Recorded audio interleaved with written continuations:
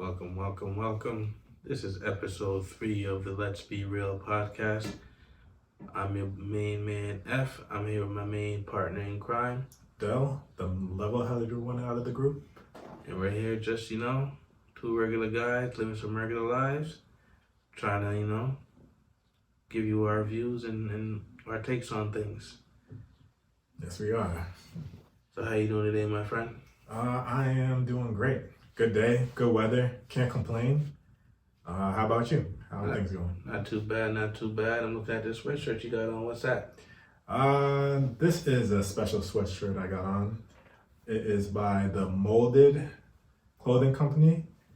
My cousin, Christiana, our cousin, Sienna, sorry girls, Sienna, has a clothing company of her own, and she's putting out beautiful designs, and I just wanted to show support, especially if things are of good quality. You can send it to us, and definitely I will wear them. So That's dope. That's dope. Shout out to CC. You guys make sure you go out and show her some support. Her page will be in the bio, in the video. Go ahead and show support. There's some dope items on there. Yeah, for sure. All right, what I see you drinking, son. What are we drinking today? All right, today we got from last week Altos 100% agave plata tequila here. Damn, you finished that bottle, huh? Yeah, I mean, that means it's some good stuff. when you get together, you're having a good time. It's almost like it evaporates.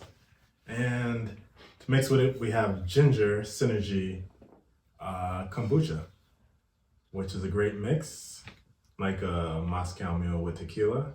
But if you don't like tequila, you can always go with vodka. Okay. All right, well, so how was your week? How you living? Anything good? Everything's good, man. Everything nothing to complain about. Just, excited for the pod. Something different, Same here, than same this here. mundane. Yeah, I got killed from the last one, but I'm still breathing. I'm above ground, so it's a good week for me. It's a good day. Listen, man, the black women don't like you, and I don't know why. I love them. I'm kind of on their side. I mean, What you mean you on their side? I love me some black empresses, man. You love black women? No, I love black empresses, man. That's what they are. They're empresses. They're Excuse queens. Excuse me. Okay. Well, I like the black queens as well. I just don't feel like they feel like you love them. So, I don't know why, and I love me some black queens. I'm gonna give you your 2 minutes to let them know how you really feel about them. Black queens are God's gift to men. If you guys thought otherwise, you didn't watch the pod, so you didn't really know. That little clip, that was just a clip of it, but that's why you guys gotta dive into it and watch the pod, because you would have seen that I love black queens. It's just when I was younger, I felt like the queens didn't love me. All right, okay. So to just clarify it, you love black women just as I. They're God's gift to men. So fine.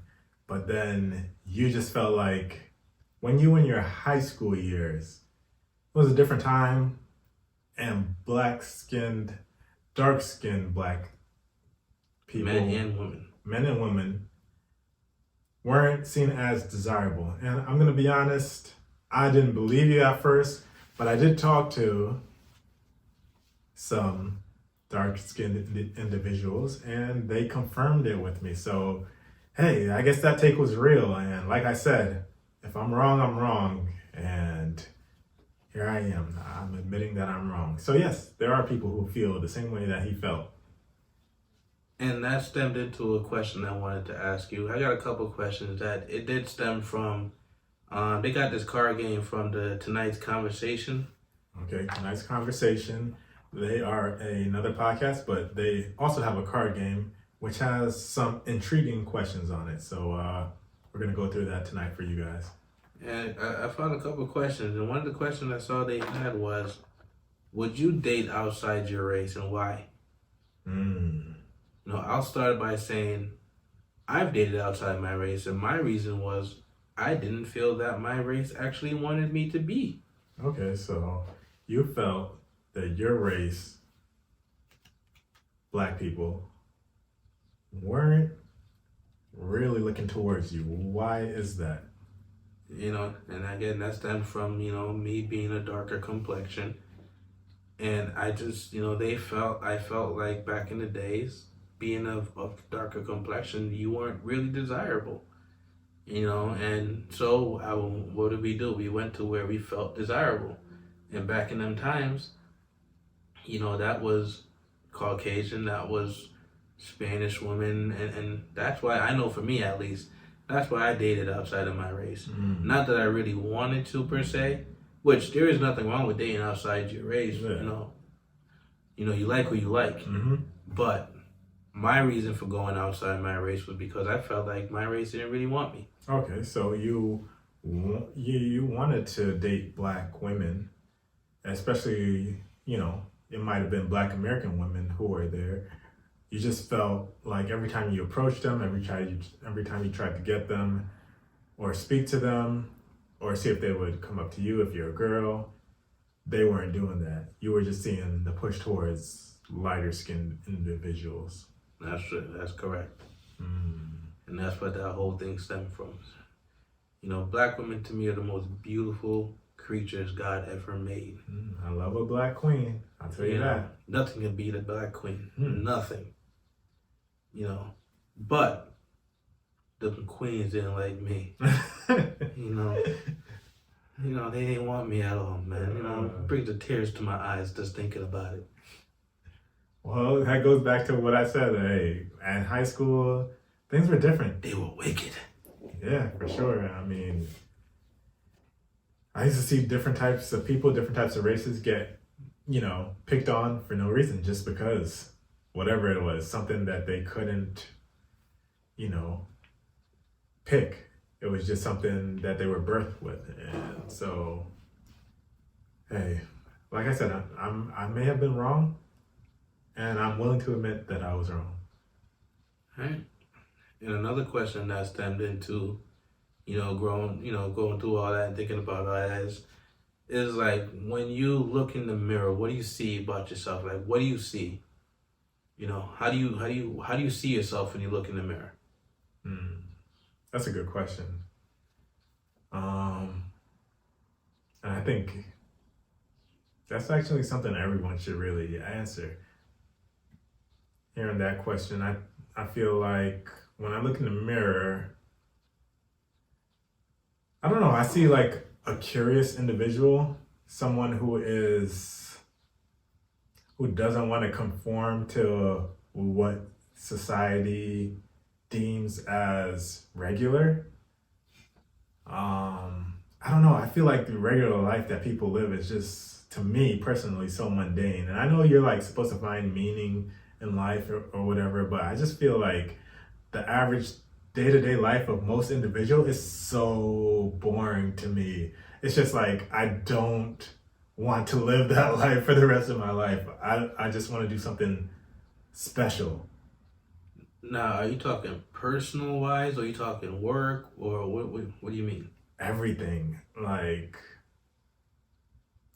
I feel like you should just, there's so much to experience.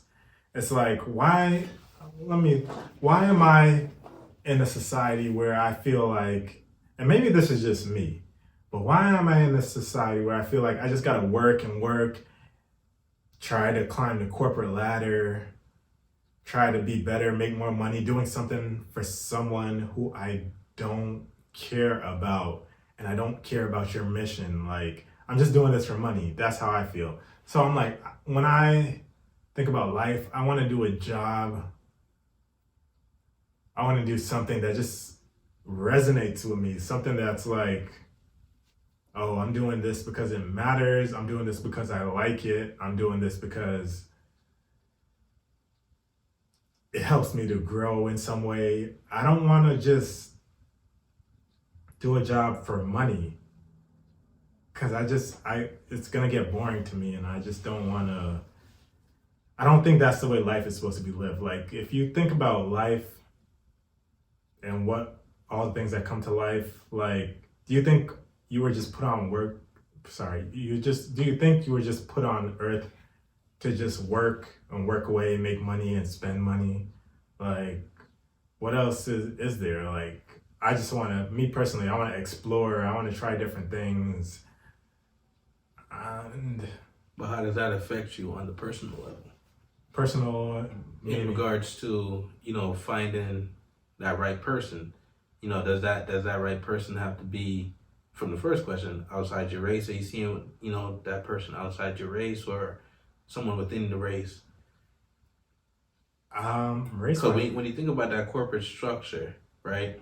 Mm-hmm. Are you seeing women of your, the race that you're looking for, our queens, or are you seeing more of women outside of our race that has the same type of view that you're looking at? That's a good question.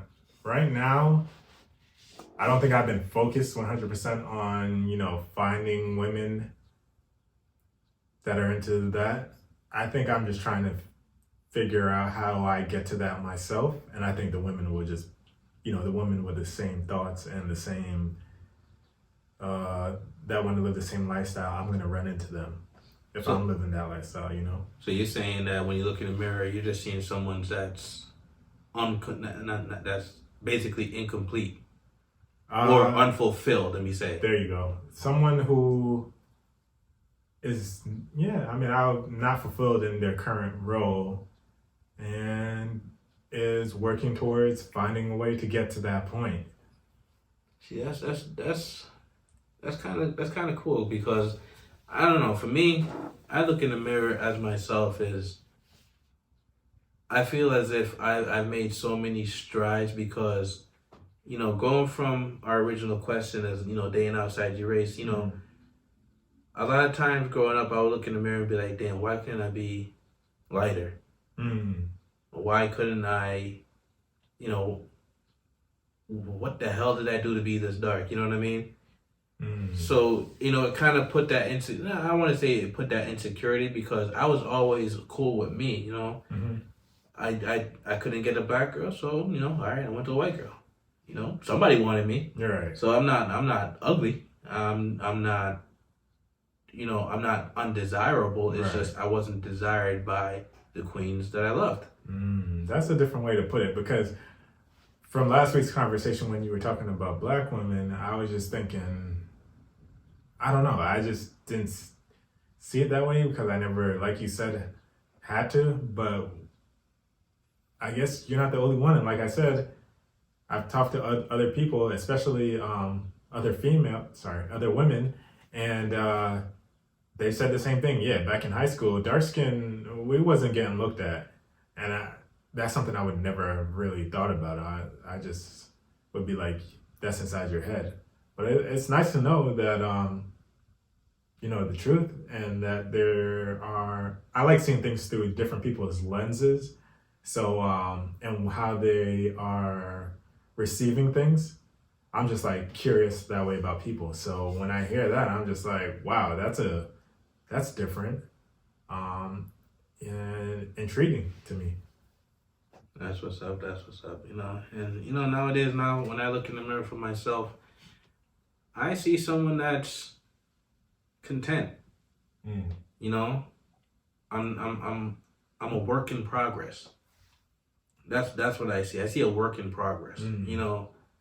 The strokes are what do you call it? The brush strokes are, it's there, but it's not a complete project. I'm not a masterpiece. I'm a work in progress. Right. You know what I mean?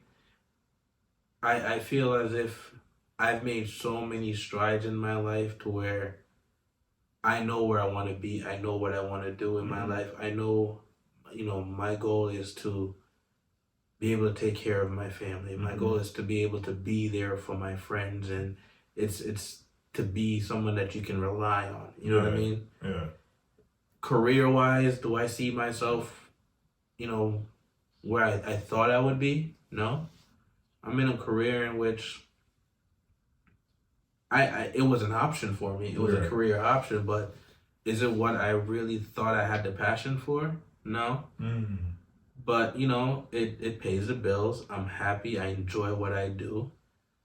So and now when I look in the mirror, I don't see someone that feels, unwanted. I see someone that's unfinished. Well, that's a cool way to look at it, because, like I said, my way of seeing it is just like, and maybe I'm hard on myself. I don't feel like I am. I just feel like I need to do more, but I just feel like I'm not where I am, and I should be, and I should know where I am. And sometimes it just doesn't feel like that. And I don't know, maybe that's just undue pressure that I put on myself. But hey, we're all different. But yeah, let us know what you think about that. And Go ahead, like, comment, and subscribe. So let me ask you a question. And this is more so of in the dating world. When you're looking for a partner, what's one of your I want to say can't miss, but what's one of the things that you look for? Oh man, how much time do we got left? Oh boy. I feel like I look for so much right now, because I feel like I've been in the relationships, and I'm like, I've been the relationship guy. Like, I've been in a bunch of relationships, or really only long-term relationships. So let me ask you a question. All right, go ahead. You're talking to someone new, been on multiple dates, your vibe is great, she's beautiful, right? Let's say you're 3-4 months in. Now the relationship is progressing where you can see it going somewhere. Do you think you would want to know how many partners she's been with? Well, is it important that I know that? Probably not, but do I want to know? Probably. And it's just because I'm the type of guy that,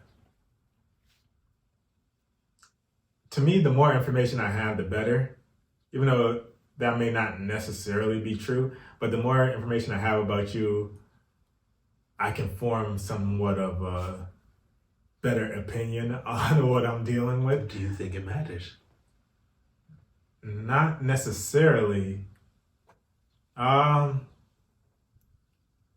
hell yeah. I don't even know what the heck I'm talking about. It doesn't matter. If you tell me, well, why does it matter? If you tell me you've been with 150 people, but maybe she's just looking for that right one, and that 151 is. You ain't looking over here. That's crazy. Oh man. You see, I feel as if it only matters if people out here got your name. They can talk.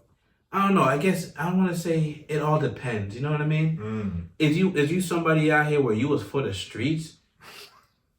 Like, not for nothing. Like, let's be honest. Like, you got some women out here that's just for the streets. Yeah, some women and men for the streets. No, that is true.